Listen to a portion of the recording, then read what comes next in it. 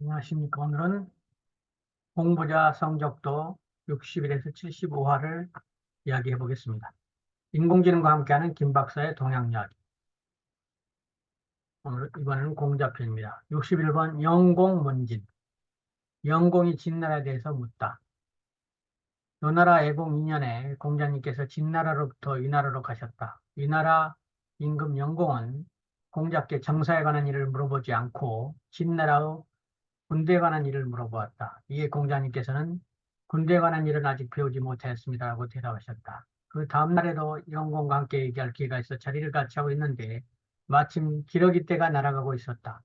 이것을 보고도 영공이 기뻐하지 않자 공자님께서는 모든 일에 실망하고 진나라로 돌아가셨다. 인을 모르고 싸움만 아는 군주하고는 대화가 되지 않는다고 생각한 것 같습니다. 62. 광인해위. 광 땅의 사람들이 포위를 풀다. 공자님께서 위나라를 떠나 진나라로 가기에 광이라는 곳을 지나가실 때 일이었다. 일찍이 노나라 양호가 광을 지나면서 그곳에서 난폭한 짓을 자행한 일이 있었다. 공자님의 모습이 양호와 비슷한 데가 있는지라 양호에 대한 원심을 품고 있던 광 사람들이 그를 해치려고 5일 동안이나 포위하고 있었다. 제자들이 두려워하자 공자님께서는 주나라의 문왕은 이미 돌아가셨지만 그가 이룩한 문화는 나에게 전승되어 있지 않느냐. 하늘이 이 문화를 없애버리려 하였다면 그 문화가 나에게 전승되지 않았을 것이다. 지금 하늘이 이 문화를 없애버리려 하지 않는데 하물며 저 광상들이 나를 어찌하겠느냐고 말씀하셨다. 그리고 나서 자로에게 네가 노래를 부르면 나도 따라 부르겠다 하시고는 자로 노래에 맞춰 합창을 하셨다. 노래소리를 듣자 광사람들은 노나라의 양원인 줄 알고 그랬습니다 하고 마침내 호의를 풀었다. 이런 얘기를 전해드렸어요. 위기를 보면 아닌 얘기입니다. 사전지식이 충분히 있는 상태에서 상대방이 어떤 마음을 가지고 있는지 알므로써 대응하는 사례입니다. 63. 서하반가. 서하에서 수레를 돌리다. 공자님께서 위나라부터 진나라로 가시는 도중의 일이었다. 황하강가에 이르렀을 때 두명덕과 순하가 죽었다는 말을 듣고 공자님께서는 황하에 다가서며 탄식하기를 저 출렁이는 넓은 물이여 저 물을 건너지 못하면 나의 운명이라 이구나라고 하셨다. 옆에 있던 자공이 무슨 말씀인지요? 라고 하자 공자님께서는 두명덕과 순하는 진나라의 어진 대부이다. 조간자가 아직 뜻을 이루지 못했을 때 그는 이 두 사람의 힘을 얻어 정천을 잡을 수 있었다. 이제는 그가 뜻을 이루고 나니 그 정천을 유지하기 위해 그들을 죽여버렸다. 새나 짐승도 어렵지 못한 일을 피할 줄 아는데 하물며 사람인 경우에 있어서야 어찌 피하지 않겠느냐 라고 말씀하시고 수레를 돌려 원위치로 돌아가셨다고 합니다.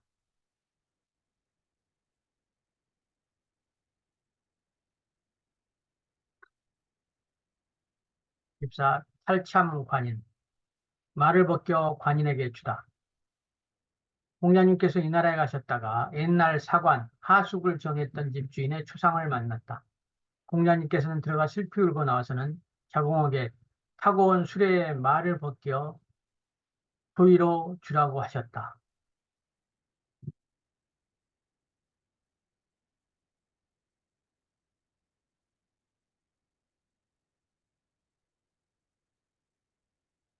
한 수레에 세 필의 말을 멍에에 맬 때 앞에 나란히 세운 두 필의 말 뒤에 한 필의 결말로서 명예에 메고 다니는데 그 말을 주었다는 얘기입니다. 보조말을 주었다는 얘기는 참 큰 선물을 하신 거네요. 송인 벌목, 송나라 사람들이 나무를 베다. 공자님께서 조나라를 떠나 송나라로 가실 때입니다. 공자님께서 도중에 큰 나무 밑에서 제자들과 함께 예행을 연습하고 계셨는데 송나라 사마의 벼슬이 사람이 환태가 공자님을 해치려고 그 나무를 뽑아버렸다. 이 제자들이 빨리 가셔야 합니다고 하니까 공자님께서는 하늘이 내게 덕을 주었는데 감히 환태 따위가 나를 어찌하겠느냐 하고 떠나지 않으셨다고 합니다. 백보도 꽤 큰 편입니다. 꼭 좋은 사람들만 있었던 건 아니에요. 공자를 싫어하는 사람들도 많이 있었던 모양입니다. 과포찬정. 포고을을 지나면서 정치를 칭찬하다. 자로가 포고를 다스렸을 때의 일이다. 공자님께서는 공자의 제자죠. 고으로 경계를 지나면서부터 참으로 잘하고 있으니 착하구나 라고 세 번씩이나 칭찬하셨다. 옆에 있던 자공이 그가 어떻게 정사를 보고 있는지 직접 보시지도 않고 그것을 아신다는 말씀입니까? 하였다. 이에 공자님께서는 경계에 들어오면서 보니 전답이 잘 손질되어 있고 채소가 잘 자라며 도량이 깨끗이 치워져 있었다. 이것은 백성들에게서 공경과 믿음이 있도록 힘썼기 때문이다. 또 거울을 돌아보니 허물어진 담이 없고 수목이 무성하였다. 이것은 충신스러운 마음과 관용의 태도로 백성을 다스린 까닭에 그들의 마음이 경박해지지 않았기 때문이다. 마지막으로 관청에 들어가 보니 그 안이 깨끗하고 모든 관리들이 명령에 잘 복종하고 소란스럽지 않았다. 그리하여 세 번씩이나 칭찬을 하였지만 어찌 이것만으로 잘하고 훌륭한 정치를 모두 칭찬하겠다 하겠느냐고 말씀하셨습니다. 참 기쁘셨던 내용입니다. 충신제수, 충성과 믿음으로 물을 건너다. 공자님께서 위나라로부터 노나라로 돌아오는 길에 하수 다리에서 수레를 멈추고 흐르는 냇물을 내려다보고 계셨다. 길이는 30길이나 되고 깊이가 30길이나 되고 흐르는 둘레는 90리나 되어 물고기나 자라로 다니기 힘든 위험한 물이었다. 그런데 이 물을 헤엄쳐 건너는 사나이가 있었으니 공자께서는 그 사나이에게 참으로 용하구려 무슨 도술이라도 있어 이 험한 물을 헤엄쳐 건너니라고 하셨다. 그러자 이 사나이는 나는 오직 충성되고 신심된 마음만으로 헤엄쳐 들어가고 헤엄쳐 나올 수 있었던 것이라고 대답하였다. 이 말을 듣고 공자님께서는 제자들에게 얘들아 너희들은 이 사실을 기록해두어라. 충성되고 신이 있는 마음을 가지면 비록 험한 물일지라도 건너갈 수 있는데 하물며 사람에 대해서야 말할 것이 있겠느냐고 말씀하셨다. 공자님은 이 물을 건넌 사나이를 보고도 충과 신을 가르쳤던 것 같습니다. 68. 진정순집. 진나라 궁궐 뜰에 새 매가 떨어지다. 공자님께서 진나라에 온 다음 타성이라는 벼슬에 정자의 집에 주인을 정하고 1년 가까이 머무르고 계실 때 일이었다. 어느 날 매 한 마리가 진나라 궁궐 뜰에 떨어져 죽었는데 그 몸에는 쌀이나무 화살이 꽂혀 있었고 또 그 화살에는 돌 화살촉이 꽂혀져 있으며 그 화살이 길이가 한자 8치나 되었다. 진나라 임금 해공은 이를 이상히 여겨 공자님께 물어보았다. 공자님께서는 대답하시기를 매가 멀리서 왔습니다. 이건 숙신시우 화살입니다. 옛날 주나라의 무왕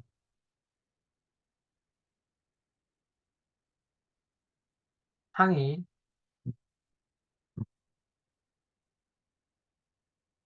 상은 쳐서 이겼을 때 숙신씨가 조공으로 이 화살을 바친 까닭에 그를 진나라에서 제후로 봉하여 주었습니다. 옛 문서를 조사해 보면 이런 사실이 있음을 알게 될 것입니다. 라고 하셨다.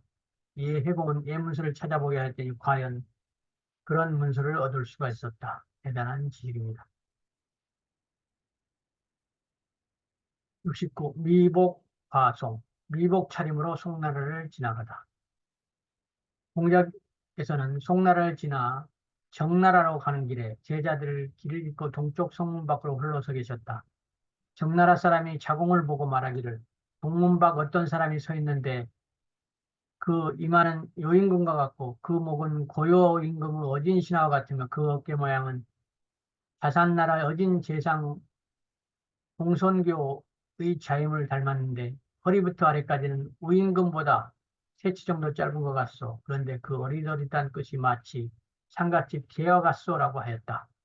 자공이 이 말을 공자님께 고하니 공자님께서는 웃으시면서 말씀하시기를 형상이야 그렇지 않겠냐마는 꼴이 상갓집 개와 같다는 말을 참으로 그럴듯한 말이라고 하고 웃으셨다고 합니다. 그래서 상갓집 개 이런 이야기가 여기서 나왔습니다. 오승 종료 다섯 수레가 따라 나서다. 공자님께서 진나라로부터 위나라를 가기 위해 포라는 고을을 지날 때 일이었다. 그곳에 위나라를 배반한 공숙시라는 사람을 만났는데 그는 포의 언덕에서 공자님 일행의 가는 길을 가로막고 못 가게 하였다. 그런데 제가 제자 가운데 공양이라는 사람이 그는 자기 소유 수레 5채를 가지고 공자님을 따라오고 있었다. 공양과 이 모양을 보고는 내가 전에 이 선생을 따라올 때도 광 사람들에게 재난을 당하고 오늘도 또 이곳에서 재난을 당하게 되었으니 이는 내 운명이다. 내가 선생을 모시고 2번씩이나 재난을 당하였으니 내 어찌 싸워 죽지 않으리요 하고는 칼을 뽑아두고 맹렬히 싸우니 그 사람들이 두려워하였다. 이에 공자님께서는 위나라로 가실 수 있게 되었다. 이런 수행자의 공자의 덕이 미친 맹렬함을 보여주고 있습니다. 일화들을 재밌게 말씀을 했습니다. 21. 차로 문진. 공자의 제자 차로가 나루를 묻다. 나루에서 길을 물었습니다. 노나라 애공 4년 공자님께서는 초나라 섭이란 곳에 갔다가 채나라로 돌아오는 길에 내가에 이르게 되었는데 그 건너가는 나루를 찾지 못하고 있었습니다. 장저와 결익이 밭을 갈고 있는 것을 보고 자루로 하여금 나루를 물어보고 오게 하셨다. 자루가 정중한 태도로 근처에 나루가 어디 있습니까 하니 장저가 나루야 어찌되었건 저 수레에 있는 사람은 도대체 누구요? 그분은 공자십니다고 말하니 장저는 아, 저 사람이 바로 노나라 공자인가? 그렇다면 나루쯤은 알고 있을 텐데라고 말하고는 나루를 가르쳐주지 않았다. 자루는 할 수 없이 거릭에게로 가서 나루를 물어보니 거릭도 대답도 하지 않고 당신은 누구여라고 하였다. 자루가 중유로 합니다 하니 거릭은 그러면 공자의 문인인가 하고 물었다. 자루가 네 그렇습니다 하니 거릭은 온 천하가 도도히 흘러가는데 누구인들 그 어찌 방향을 바꿀 수 있겠소? 그대는 사람을 피하는 선비를 쫓아다니고 있는데 어찌 이 세상을 피하는 선비를 쫓아다니는 것만 하겠소? 라고 말하고는 징기질을 계속하였다. 하는 수 없이 자루가 공자님께 오간말을 말씀드렸더니 공자님께서는 긴 한숨을 쉬고는 저들은 나에게 사냐에 숨어서 새나 짐승과 같이 버탈하고 살고 하라고 하는데 나는 사람이므로 사람과 버타에 살아야지 그렇게 할 수는 없다. 또 그들은 온 천하가 무도한데 그것을 바꾸려고 하는 건 소용없는 일이라고 하지만 나로서는 천하가 무도하기 때문에 이것을 바꾸어 정도가 행해지도록 노력하는 것이라고 말씀하셨다. 은자 둘을 만나고 공자의 의지를 말한 내용입니다. 72. 진후참. 진나라 임금이 부끄러워하다. 진나라 임금은 아직 공사가 끝나지 않은 능양대에 머물러 있었다. 죽은 사람이 수십 명인데 또 3명의 관리가 잡혀 그들도 곧 처형되려 하고 있었다. 이때 공자께서 진나라 임금과 함께 누대에 올라 그 광경을 보게 되었다. 진나라 임금이 옛날 주나라 또 영대를 지을 때 사람을 죽였습니까? 하고 물으니 공자님께서 주나라 문왕은 백성들을 일으켜 세우기를 마치 아들이 오는 것과 같이 하는데 어찌 사람을 죽는 일이 있겠습니까? 하고 대답하였다. 이 말을 듣고 진나라 임금은 부끄럽게 생각하여 마침내 그들을 풀어주고 처형을 중지시키고 백성들의 흥치를 돋구어 주게 하였다.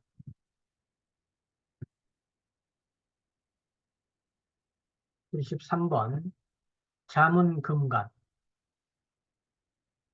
오나라가 진나라를 치자 초나라와 소왕이 말하기를 우리 성공께서 진나라와 명약이 있으니 진을 구하지 않을 수 없다고는 군대를 일으켜 성보에 주둔하고 있었다. 그런데 이해에 붉은 새가 무리를 지어 마치 구름이 해를 가리는 듯이 형상이 나타났다. 공자님께 그 계양을 물으니 공자님께서는 신령스러운 새입니다. 옛날 우왕이 장차 신선이 되려고 할 때 공선제 제사를 지낸 기록에도 그 새가 나타났다고 하였습니다. 이것은 하늘의 뜻입니다고 말씀하셨다. 주나라 태사가 재앙이 왕의 몸에 닥칠 징조이니 재앙을 제거하는데 제사를 지내야 합니다.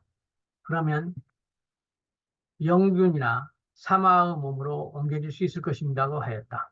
그러나 수왕은 배나 가슴 속에 들어있는 병을 고치려고 병을 팔다리로 옮긴다면 무슨 소용이 있겠는가? 만일 내게 죄가 있다면 달게 받겠다고 하고 제사를 지내지 않았다. 점장이가 황하의 신을 노여움을 샀기 때문이니 황하의 제사를 지내야 한다고 말하니 대부들은 수왕께 그러게 하길 간청드렸으나 그도 듣지 않았다.